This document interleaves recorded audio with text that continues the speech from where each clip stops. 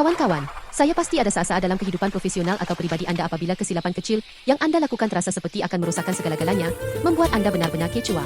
Perasaan itu seperti tenggelam sepenuhnya, ditarik ke dalam air yang dalam oleh beban yang berat yang tidak akan pernah dapat Anda selesaikan dengan kekuatan Anda sendiri.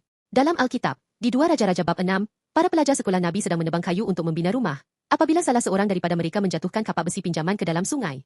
Kapak ini adalah barang yang sangat berharga dan mahal pada masa itu, jadi kehilangannya mencipta tekanan keuangan dan psikologi yang besar. Detik kapak besi yang berat itu tenggelam ke dasar sungai, pasti terasa seperti usaha dan harapan mereka turut tenggelam bersamanya. Tetapi tepat pada saat itu, Nabi Elisa memotong sebatang kayu dan melemparkannya ke dalam air, dan kapak besi yang berat itu, secara menakjubkan, terapung ke permukaan.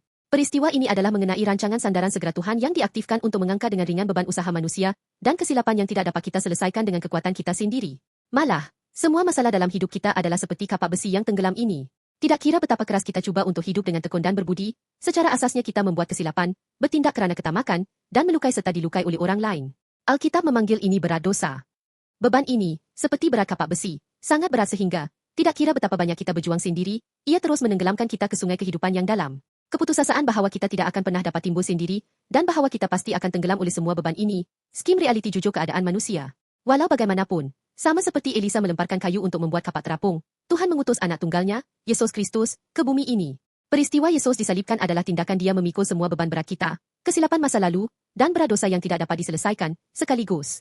Yesus mengambil kapak besi terberat yang sepatutnya Anda pikul dan sengaja tenggelam ke tempat terdalam, air salib dan kematian. Kenapa? Supaya kita dapat terapung. Inilah berita baik bagi kita. Fakta bahawa kita boleh terapung kerana Yesus tenggelam, menanggung semua beban untuk kita. Skim rancangan sandaran segera Tuhan, yang dipanggil rahmat, kasih karunia. Apakah kapak besi yang tenggelam di hati Anda sekarang? Mungkin hutang yang tidak terbayar, tabiat yang tidak dapat dipecahkan, atau kenangan masa lalu yang tidak dapat diampuni. Anda tidak perlu lagi berjuang sendirian untuk mendapatkan kembali beban berat itu. Lemparkan semua beban Anda kepada Yesus. Percaya kepada Yesus bermakna dibebaskan daripada keputusasaan dan berat dosa yang tidak akan pernah dapat Anda selesaikan dengan kekuatan Anda sendiri. Saya dengan tulus berharap Anda mengalami kasih dan rancangan sandaran Yesus sekarang, yang dengan teliti mengangkat walaupun kesilapan terkecil dan beban terberat Anda.